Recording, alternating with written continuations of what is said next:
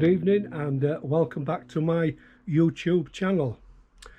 In this week's video, which is split into three parts, the first part I'm going to show you how I deal with 35mm film and how I load film at predetermined exposures using a bulk loader. And in the second part of the video I'm going to be photographing the lily again, but this time I'm going to approach it in a different way and turn it into more of a study of the plant itself, like a body of work that shows the beauty, the shapes and the textures of the plant. So that's in the second part of the video, and in the last part of the video I'm going to show you the camera that I used and the accessories that I fitted to this camera to make the process of close-up and macro photography much easier. Now, before I forget, I've created a support gallery. The link is in the description, and this is a gallery where there are pictures that I've uploaded in videos to YouTube, and there might be pictures that you were thinking of getting but they haven't been for sale. Well, a lot of those pictures I'm putting into this support gallery.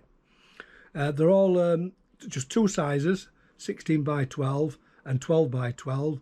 They're all at a large discounted price to what I normally sell them on my website, and I will be uploading more pictures each week to the gallery to build it up. So if you want to help support my channel, please go to the link in the description, remember the password that's in the description, and go to the gallery, put the password in and just browse through and see if there's any pictures that you might like to purchase to support this channel.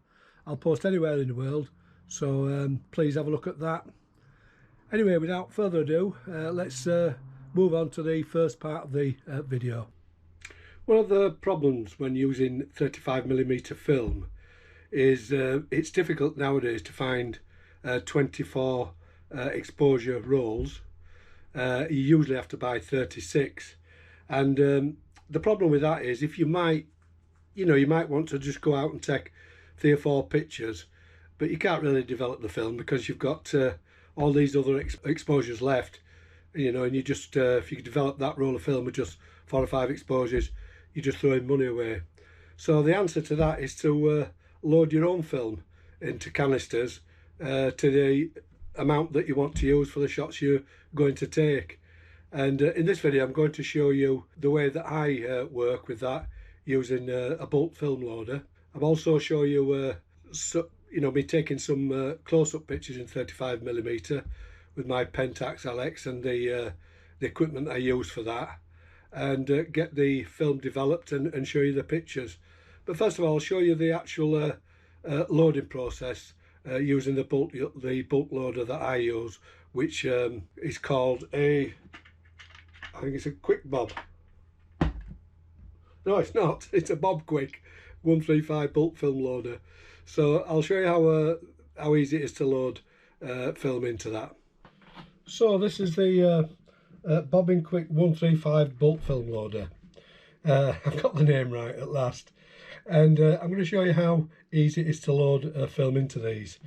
You don't have to buy reusable cassettes. If you have cassettes that of film that you've used, just make sure you've got a little bit of leader sticking out, and I'll show you how you tape the film in the bulk loader to that, and then wind on the amount of frames that you want. So first of all, we open the loader, and then you can see there we've got the film in the bulk loader.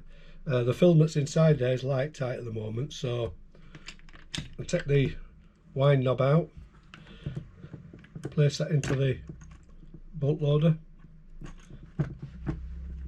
like that, and then when we wind this, eventually when the canister's in there, it'll wind the film onto the into the actual cassette itself. So I'm going to pull a little bit of film out, and you might see a bit better if I go a little bit higher. There we go. Now I'm going to tape put a little bit of tape on the edge of this film, and then tape it to the actual film in the bulk holder. Getting it lined up correctly, that's important. so it lines up with the film. You don't really want it to be overlapping, because if you do, you will find that it's going to be difficult to wind the film into the cassette. So I'm just going to get it lined up roughly. That's about right there. Make sure the tape goes right underneath and right underneath this side. Make sure it's securely stuck to the film, and there we have it, and it's winding easily into the film. So I'm just going to wind the film back a little bit once we get this in here.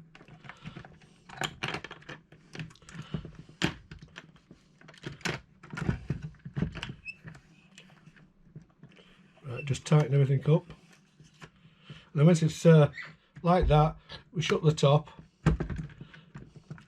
No, we don't. We take that out, then we shut the top, and then put the winding lever inside.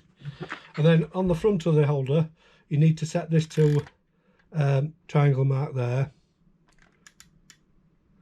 and then you wind on to 0, and then you're onto the actual the films that you're going to expose. This is just winding into the cassette, so you need to use it like I think it's 5 frames before you start counting.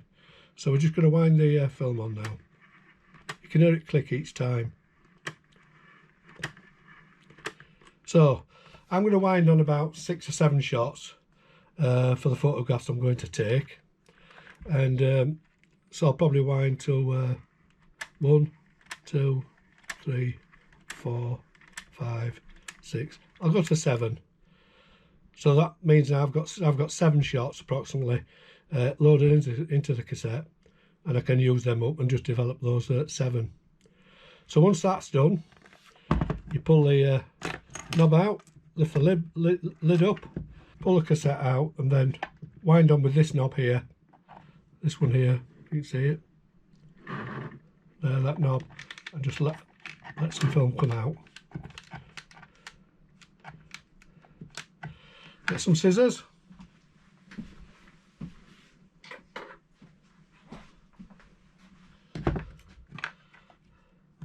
Cut the film, try and cut it straight if you can, and then put the rewind lever inside the cassette, and then close it, and that's light tight. And then we just got to form the leader on the film now. All you have to do with that is just bring it round like that. You'll find most of them on 35mm cut like this. And that's the leader cut. Then we get the camera.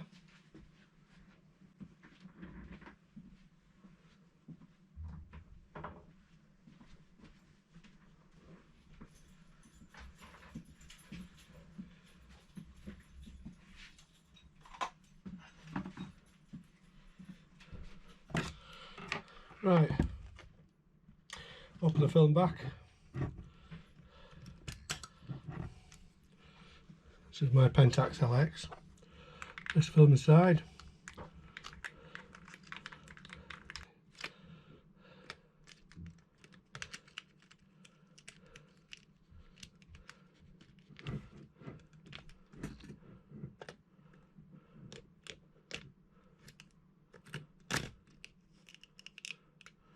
Wind the film on.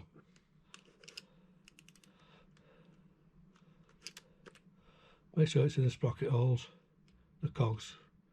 The cog wheels are in the sprocket holes. Fire the shutter, close the back, and then wind the film on until number 1 comes up, or 0. And when you're doing this, always make sure that this rewind knob is turning and it's showing that it's pulling the film out of the cassette.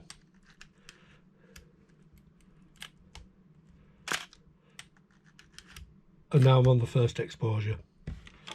So that's how to load a predetermined amount of film using the bulk film loader into your 35mm camera. As I said before, sometimes it's very wasteful, or you know, it takes too long to get through your film to see your pictures when you're using, say, a 36 exposure roll or cassette of 35mm film. This gives you the ability to use just as much as needed. Right, I'll go take the pictures now and I'll show you the setup. So this is the lily I'm going to photograph. I haven't finished with the lilies yet. I've done it with pinholes, so I'm showing you doing it with the 35mm Pentax LX and the equipment that I use with it, which I'll show you later. So I'm not going to photograph the whole lily. I'm going to try and get close in, and I'm using 100mm Pentax a macro lens. So I'm going to try and get these little orange, I don't know what they call them, tentacles, in focus, and then just with the actual lines that lead to the back of the lily, which obviously feed these whatever they call them, and just try and get that composition. And there's some nice light falling on there. It's like a silky effect on the actual lily itself, so I'm going to try and get that effect. I'm using Ilford FP4. I rate it about 80 ISO, and I'm going to develop this in a two-part compensating developer. So we'll have a look at the composition.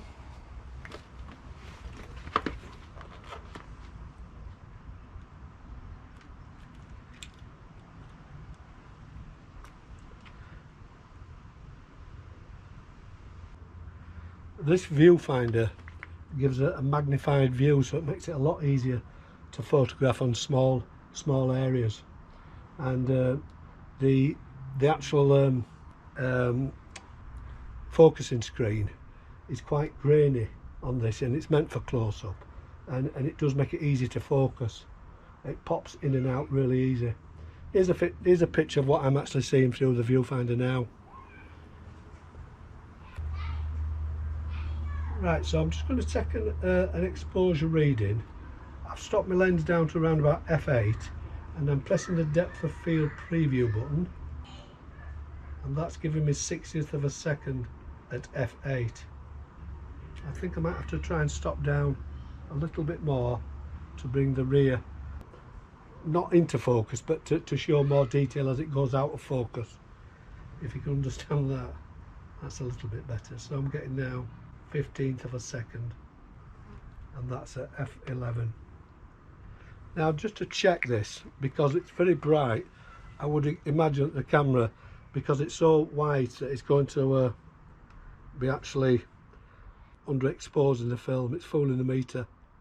So I'm just going to test with my handheld light meter and get a comparison of the type of exposure here. So I've got to get that, because it's actually inside there, it's in the shade, so I'll get the same light that's falling onto it. It's blowing like mad now. A macro photographer's nightmare wind. That's giving me 30th of a second at f11, and this is giving me 15th of a second. So it's not actually underexposing. It's a very good meter on this camera. The renowned for it in the Pentax LX. So what I'm going to do is I'm going to bracket this. The camera is not actually underexposing, it's overexposing according to the handheld light meter. So I'm going to bracket the shots and make sure I get this photograph. So take the first shot, just make sure it's in focus. Wait till it to steady up a little bit, and I'm going to shoot in manual mode, 15th of a second. Just wait till it steadies up. Up to 8th of a second.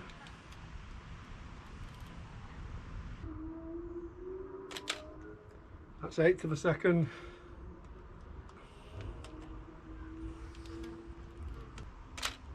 So I've taken 3 photographs, and one of them I'm sure will turn out. Right, this is the next photograph I'm going to take of the lily, and it's just this lily flower here. It's got beautiful light coming onto it from the slides to the side, and I've got it placed against the dark background there, so it should stand out in this picture, and hopefully I won't get my little friend Wooly in the picture. So I'm going to take an instant light reading again and just see what exposure I'm getting on this. I'm going to get the dome so it's covered partly in light, partly in shade. I'm on 60th of a second. I'll just see what the camera's giving at f8. Now it's behaving as I thought it would. It's very bright here, and the camera's giving at f8 125, so it's underexposing. So all the bright light that's coming into the light meter of the camera is actually fooling it. So I'm going to give it 60th of a second, and hopefully that will give me the correct density in the negative. Wait till it stops moving. So that's taken that exposure. Whoops, nearly knocked the camera over.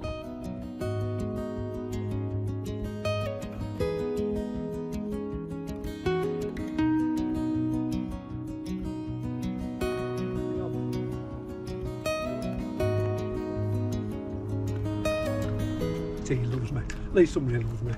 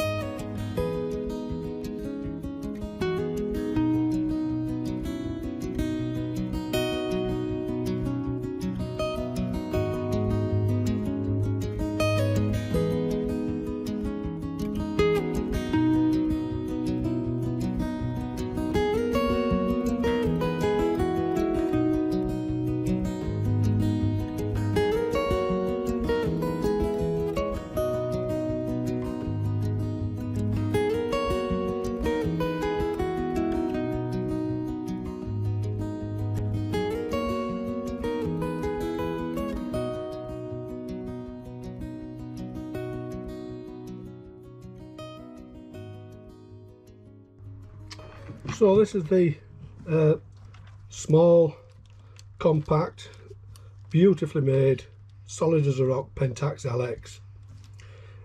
Canon and Nikon took the front seats when it came to professional cameras, and this was an often overlooked camera, but it really is a superb camera. And it's not just as you see it now, it's the accessories that you can add to it, being a professional camera, and much like the Nikons and the Canons. So in its basic form it comes with this viewfinder. It's an eye level viewfinder, but when I took these pictures, the actual viewfinders come off. So if we just push that lever, we can just slip the viewfinder off, and that one comes off, and we're left with just the focusing screen in there. Now we can, if we want to do, use a waist level finder. So we just slip that on, and then we've got a waist level finder in the camera. So you can use that at waist height, although everything's not upside down, but it's the wrong way around. What's on the right will be on the left, but it is the right way up when you actually view it through that. So that's a viewfinder. I don't use that very much. But for this video I use what's called the FB1 action finder, and that's this one. Now this again slips onto the top of the camera like that, and then it's locked into position, and then what we have is this bayonet mount, and on that we can attach accessories. In the video I used this one, which is called the FD1 magnifying finder or eyepiece. You just click it on like that, and that means now we've got a magnified view through this eyepiece. You can see that we've got a magnified view through the eyepiece, and it's nice to use at waist level if you want to do, because I'll just tilt the camera up a little bit, because we tend to look down like this to it, and it does give a wonderful a magnified view, especially if you have the close-up focusing screen on this, which I have fitted on these. That's another thing you can do with this camera, it's got interchangeable focusing screens, so you can attach that one, and that's what I used in the video today. Or with that still attached, we can attach this one, which is the FC1 action finder, and this is one I use quite a lot. I get it to lock in, and that means that I can use this camera at actual waist level, looking down. I can use it on the side, looking this way through the viewfinder, or I can use it at eye level that way. And as you can see, it's well away from the camera body, so for spectacle users it's a brilliant finder. But I tend to use it this way when the camera's on a tripod, and it's much like looking through one of the medium format cameras, the ground glass screen. But the difference with this, everything's the right way, and it's not upside down, and it's the correct orientation. What's on the right is on the right, and what's on the left is on the left. And we can actually view things not by getting your eye to it, you can view it just by looking down in the viewfinder. So it's a fantastic viewfinder, is that. And then, as I say, if you didn't want them and you just wanted to go out shooting without carrying these extra viewfinders, you just put on this standard one. And this standard one has a hot shoe mount on that one. So all in all, this camera is a proper professional camera. There's lots of things you can do with it. They do, if you get one in good condition, come at a price, but it's a camera that will last you many years, because it was built for professional use. And as I say, even with the lens off, it's still a very, very heavy camera. The metering system in this, it meters off the film plane like the Olympus cameras, and it gives very, very accurate exposures under most lighting conditions. I mean, it will get fooled in very bright areas or very dark areas, but under normal conditions it gets it right at 95% of the time.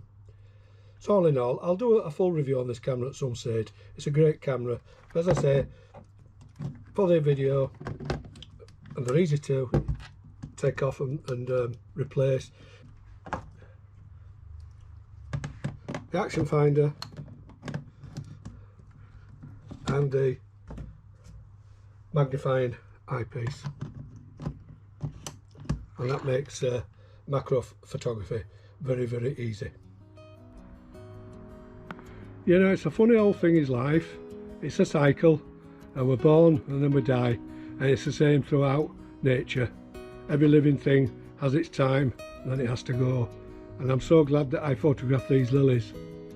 They've started to wilt now, and it looks like their life cycle has nearly ended.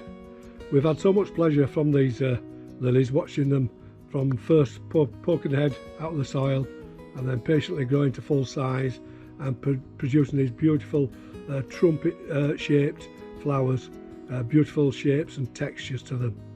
And if there's one thing to be learnt from this video, is that rather than in this fast-paced world where we just look at something and just take a quick photograph, rather than do that, think a little bit different and do a study of a plant, or in fact anything that you photograph that's a static subject. Do a study of it, and that way you really tend to look more at the subject that you're photographing, and you learn so much to work in that way. So that's something that, as I say, you could learn from this video, rather than just rushing, taking a picture and going away. Take your time and make a study, make a body of work that shows the beauty of whatever you're photographing. So that's the end of the video. If you like this video, please give me a like. Better still, subscribe to my channel to see more of my content, and please visit the new support gallery. If you see any pictures there that you like, you can buy them to support my channel and help me keep this content going. If you have any questions, please leave them below and I'll get back to you. And once again, thank you for watching, and I'll see you in the next video.